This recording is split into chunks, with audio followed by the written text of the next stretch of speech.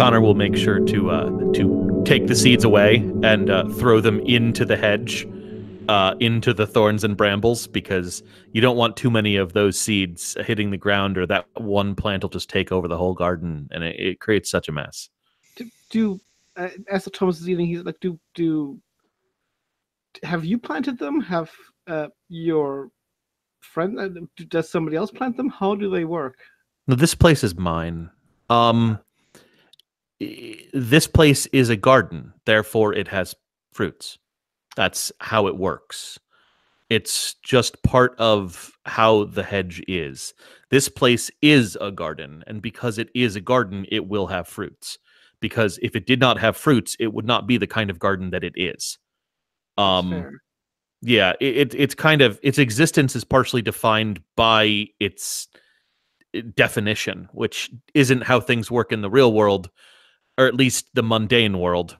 But in the hedge, things work like that, and sometimes work like that far too literally. Normally, these fruits have very strange esoteric effects on people. I believe a liar's apple makes it so you cannot lie, things like that. But here in this garden, it's really just a nice place to sit down and, eat and feel at peace and know that there's no cell service and know that, you're not going to get bothered by the normal mundane issues in life. You might have a giant deer person stumble through the hedge and attack you, but that's very rare. As you're explaining this, Maya is, as the most technologically linked character here, is probably suddenly aware that there is no connection. There is no buzz of static. There is no feedback from telephone signals and the like.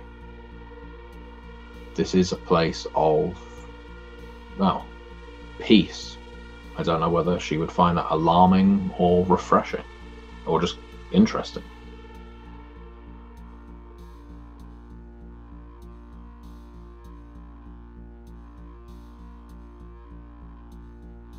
And I don't know if, I don't know whether you're frozen down there. No, doesn't matter. We'll carry on. So I kind of just asked Connor. So, metaphysically speaking, I think she lost you. Yeah. I think I lost you there, Erica. If you were saying something, please feel free to say it again. No, I actually don't think I heard what you were saying to me. My audio cut out for a solid. Okay. Well, I'll repeat and I will cut that out. So, Maya is feeling intensely cut off right now from everything. There's no buzz of signals. There's no static, no feedback, no connection to Wi-Fi. Just constantly pinging up inside her head. With an offer or Bluetooth, there's none of that. It's all just gone in this place. And how does she feel about that? Does she feel refreshed due to the lack of noise? Or is it utterly alarming to her to be in a place like this, which is so isolated from technology? Maya doesn't like this place at all.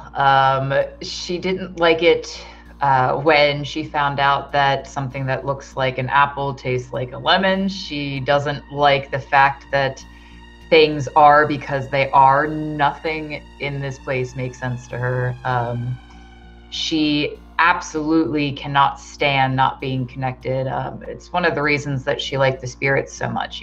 Things tend to leave Maya alone. She doesn't like being left alone. She doesn't understand why things want to leave her alone. So the fact that she doesn't have that constant influx of even just white noise, she feels very alone despite the fact that she's here with these people, and she just doesn't, she's not having a good time. She does not like it at all. I'd say that's visible to Connor. She's probably not disguising that discomfort very well. Well, I don't like that. Maya, you might find other locations in the hedge more interesting. I could take you to a goblin market one of these days. That's incredibly, how to describe it?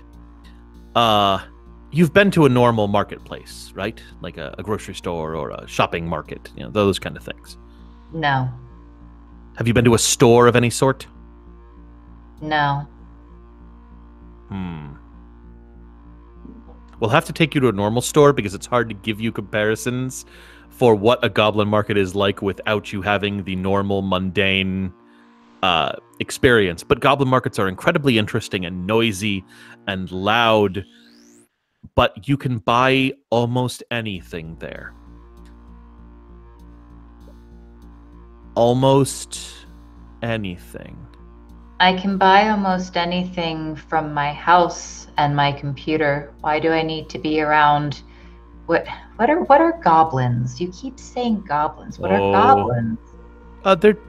They're oh jeez. Is that what I'm do buying at the market? Is that what a could. goblin market is?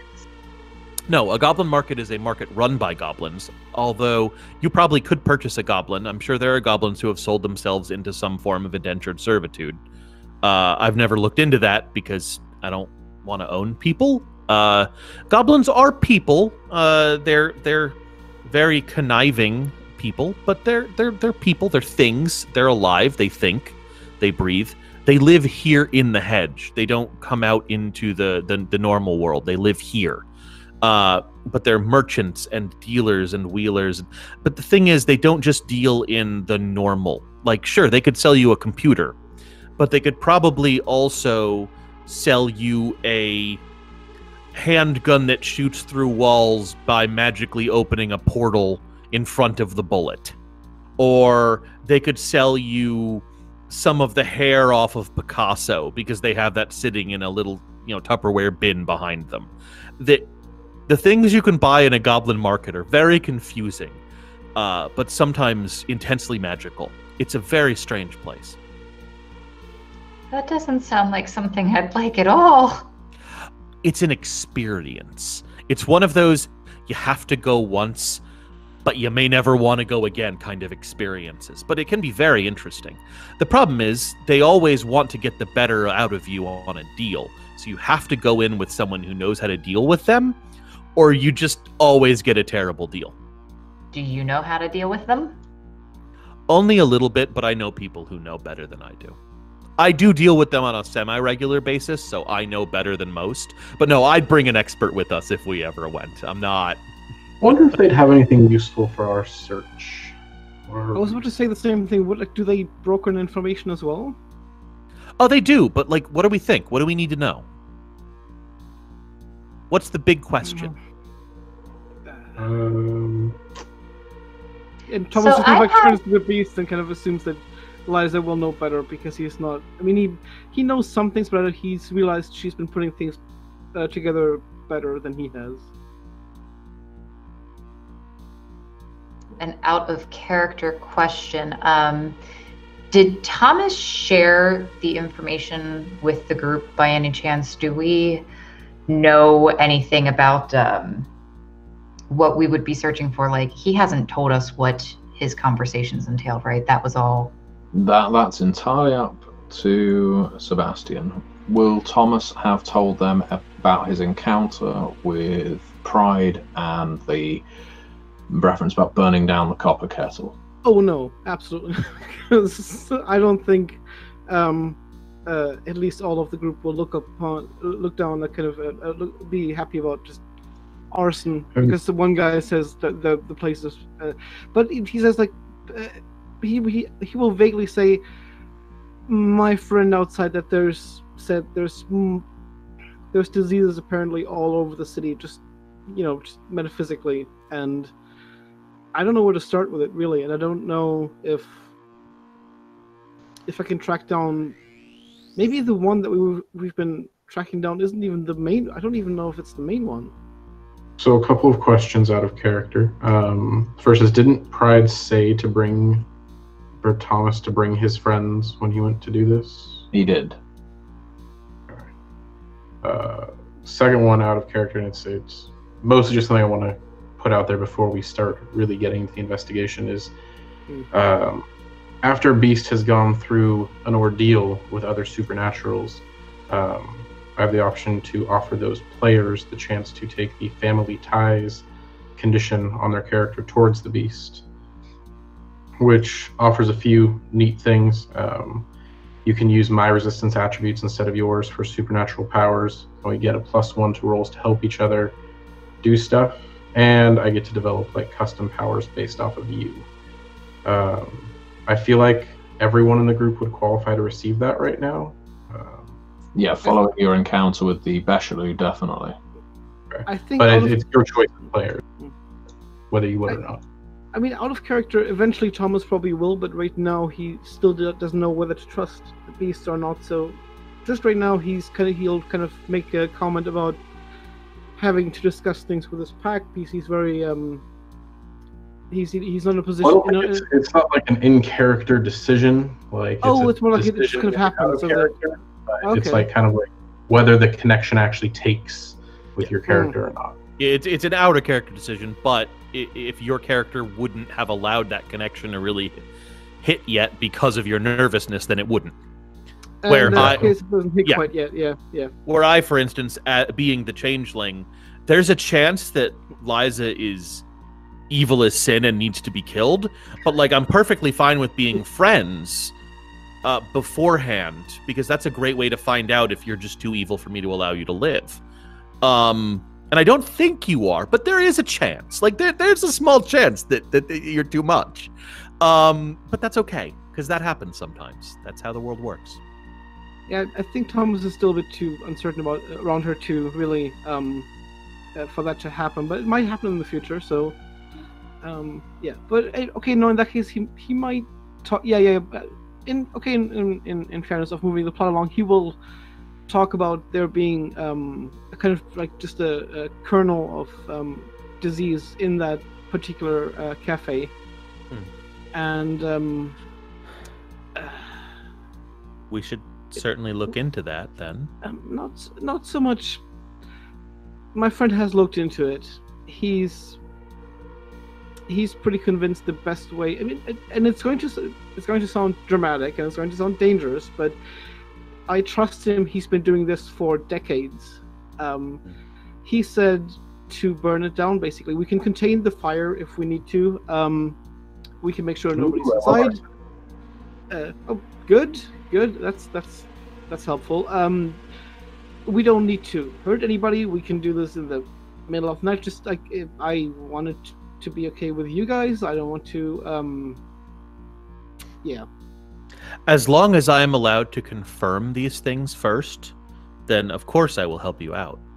I don't need to go digging through the place and ripping every brick out of the wall and checking it, but I always do check a place I'm going to set on fire isn't secretly full of orphans. This is fair. It's important.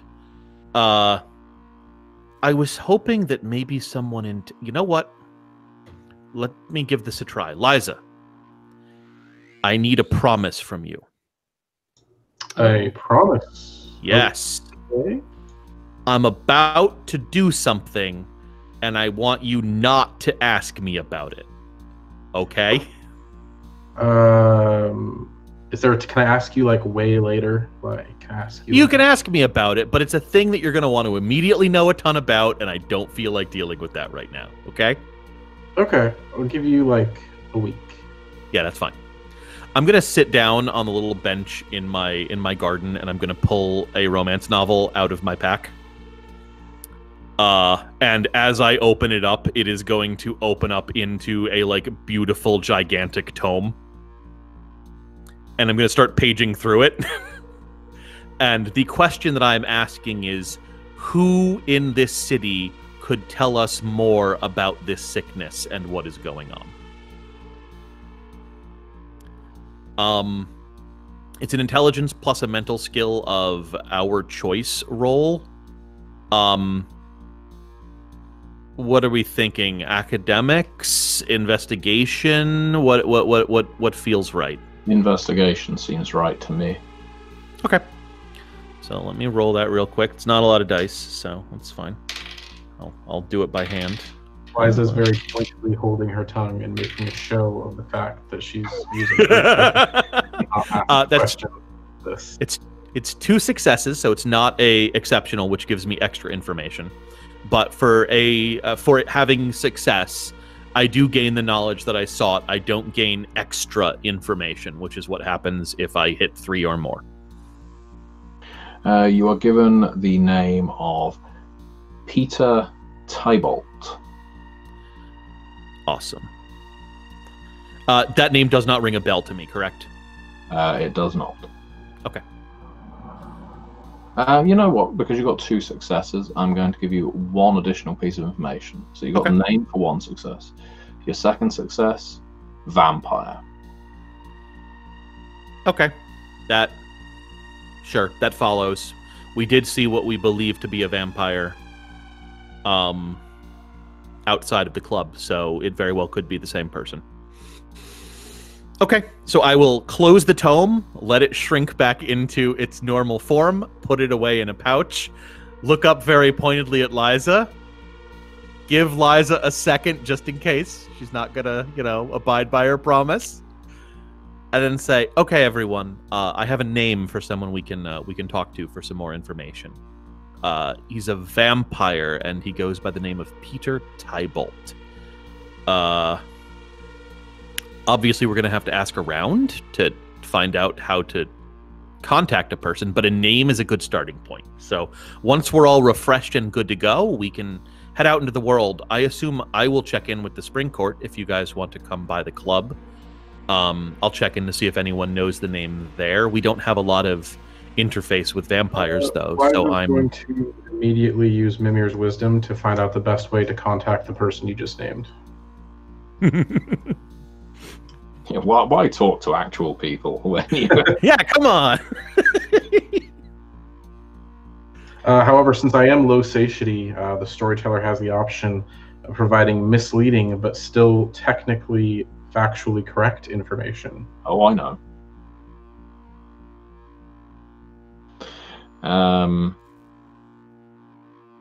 So explain how this power is working.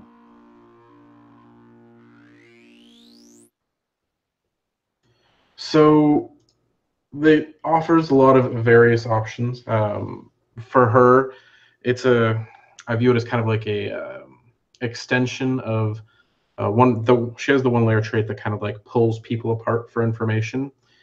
And I kind of view her presence in the physical world as having a similar but much more low-key effect on everything all around her, just a constant low-key absorption of information without actually consciously registering any of it, unless she draws on this atavism, which she can do once a chapter, in order to actually receive maybe flashes of insight as her horror puts together the pieces it has absorbed from the surroundings into a hopefully cohesive whole.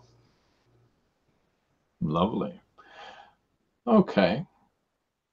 So bits of random information, whispered names, lore spoken by people in hushed tones, all swirls around you, enters your head.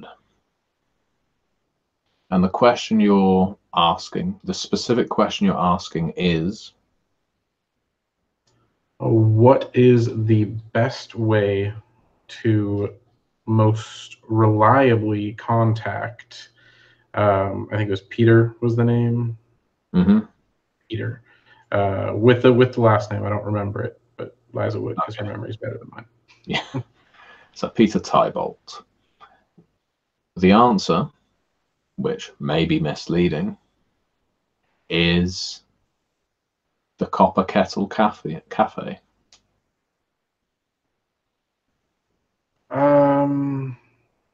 So the best way to contact this vampire is the Copper Kettle Cafe. Thomas just kind of smirks and goes, "Well, wouldn't you know it, because that's exactly the place we have to put the torch to." Oh. Well, I'm not clear on if he works there, which would be weird, because vampires' day jobs don't usually mix too well. owns the place where it would probably be bad to burn it. Are we sure we're not burning it because there's like a vampire sleeping in the basement or something like that? Because that could maybe be some complications we should be aware of before we set places on fire. Well, we should probably talk to the person first, unless the burning of the kettle is how we get in contact with him. That's not outside the realm of possibility. Maybe we should go there and look around first, and then if we can't find anything about him there, we burn it and stand around and wait to see if he shows up. Wait, no, we don't burn a thing and then stand around and wait for people to show up. That is how you get caught burning things. Could burn it down and then have one of our most subtle members, and Liza motions over towards Maya, who is of course renowned for her subtlety. But actually, our tricks, I feel like, are kind of similar, but I don't think I can keep mine up for very long. But if you can do the whole dispersal into swarm parts and kind of stay that way, linger, see if anyone comes by that might be of a vampiric persuasion, maybe we can track them down. This is assuming, of course, that we don't just find the person we need there to talk to them. Maya, could you do a wits plus investigation roll, please? Certainly. Let's see that. Okay.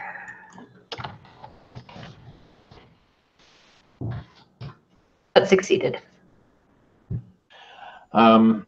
It does occur to you that once you're out of this hobbit hole of a place, that you could certainly look for this individual via mundane means. You can rattle through any number of websites, censuses, logs, just by tapping in, well, hooking up to the internet and running through it in a split second. If he has any kind of digital footprint, and there's not anything to say that he does, but if he does, then you may be able to find it. I mentioned this to the group.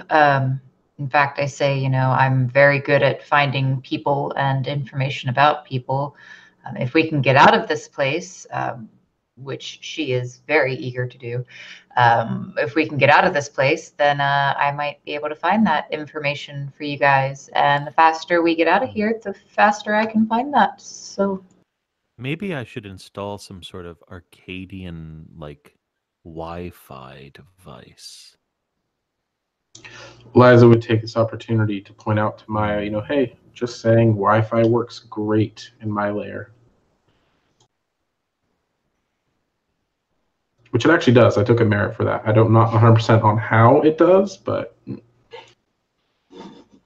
yeah, no, I've only focused on the garden. I bet you I could work on growing a cell tower tree. That's possible. As you're wittering on, is it possible for people to leave this place without your permission? Nope. Oh, wait. Yes, into the rest of the hedge. Yeah. But not out the door because I have to open the door. Yeah. Sure, they could plunge through the wall of thorns and welcome to hell. Yeah.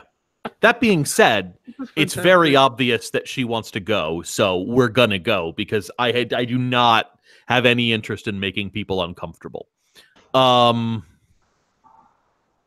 So let's do that. I mean, if there's a mundane way to contact him, that sounds nice and easy. So let's scoot-a-loot. Yeah, I just follow Connor out and make sure not to lose track, sight of him, like you told me. Yeah, no, I'll make sure that everyone gets out of the door, and I go last, like this. Everyone hold hands. Theoretically, the hollow exists when I'm not there.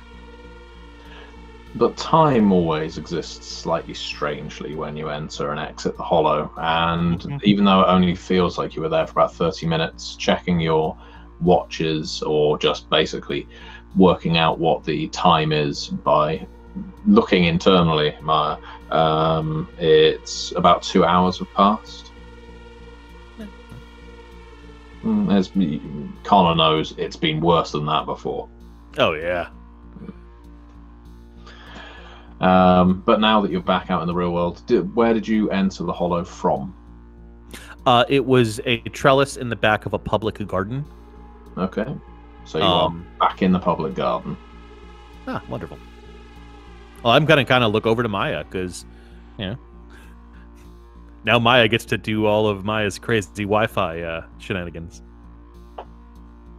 Maya is absolutely thrilled to be back where, things make sense and exist for more reasons than just because they do. So she's not necessarily worried about getting back to her computer. She's got a smartphone that can do, I don't know, it gets almost as good of a bonus as her personal computer. So she's just going to take that out. She's kind of going to take a few minutes to recenter herself, reground herself, resync herself with things that make sense to her. And she's going to plug in Peter Tybolt's name and get to searching for that. So. Okay. Even from your remote location, you are likely to be able to find a lot of information with your given skills. Is there a particular power you want to use here, or are you happy to use computer, and I will allow you to use your specialty of hacking and intelligence? No, that's fine. I do have the bonus from smartphone that gives me a +2 to rolls that involve that. Excellent.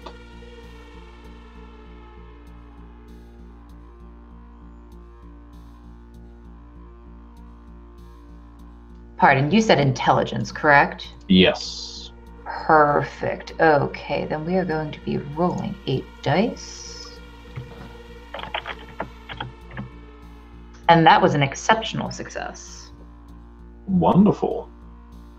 In that case, you're able to find something slightly worrying. It's worrying at first. As you dig through all kinds of information, if you had scored a regular success, you would have found the worrying lack of information regarding Peter Tybolt. Instead, what you are able to find on your exceptional success is the places where Peter Tybolt's name used to be. You're actually able to look backwards enough and into enough deleted files to find out that someone has done a pretty good job of trying to remove this vampire from the history books, including as the deed owner of the Copper Kettle Cafe as of 20 years ago.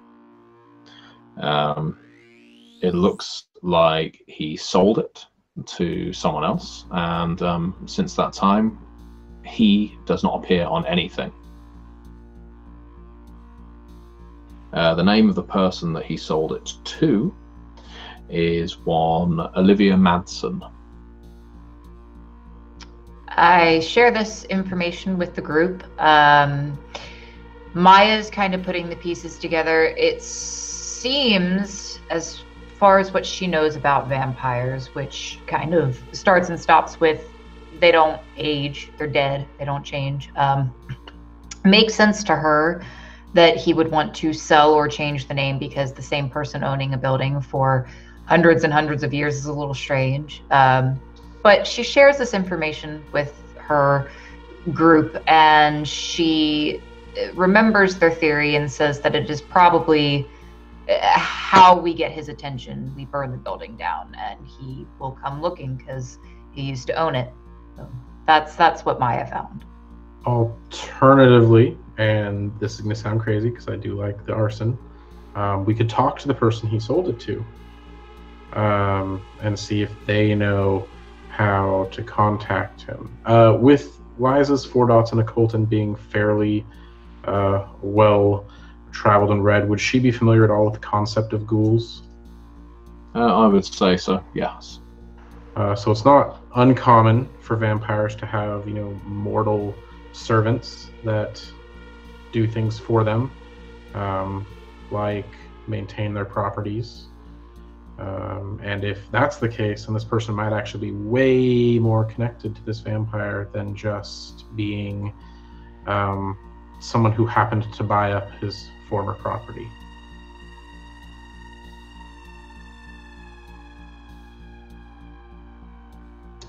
Maya doesn't like fire as a general rule. She's kind of encountered a lot of very violent and destructive uses for it in the military. So she's for that plan. She doesn't understand much about humans and vampires interacting, but if that means she doesn't have to set fire to anything, she's okay with that.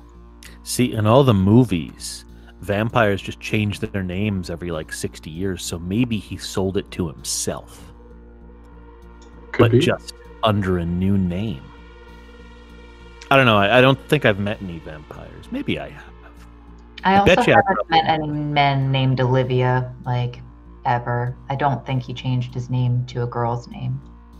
Oh, yeah, good call. That would be. You don't want to stand out, and being named Olivia would be stand out. Yeah. Well, what time of day is it now?